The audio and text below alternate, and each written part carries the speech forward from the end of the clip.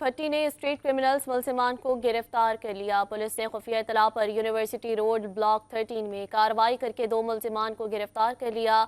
मजीद जानते हैं हमारे नुमाइंदे शायान अली से। जी शायान, बताइएगा क्या तफसीलात हैं। शायान से दोबारा राब्ता करने की कोशिश करेंगे, राब्ता मुनक़ता हो गया। थाना अजीज भट्टी पुलिस ने स्ट्रीट क्रिमिनल्स मुलजिमान को गिरफ्तार कर लिया है।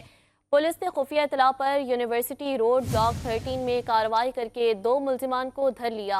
आपको बता रहे हैं ये वाक़या पेश आया है कराची के इलाके यूनिवर्सिटी रोड एरिया के अंदर। थाना अजीज भट्टी पुलिस ने स्ट्रीट क्रिमिनल्स के खिलाफ ये इक़दाम लिया है और जिसके नतीजे में 2 मुलजिमान को गिरफ्तार भी कर लिया गया है। पुलिस ने खुफिया इतला पर यूनिवर्सिटी रोड ब्लॉक 13 में कार्रवाई करके 2 मुलजिमान को गिरफ्तार कर लिया है। कराची के इलाके यूनिवर्सिटी रोड का यह वाक़या, इसी हवाले से मज़ीद तफसीलात जानेंगे 5 न्यूज़ के नुमाइंदा शायान अली से। जी शायान, बताइए क्या तफसीलात हैं।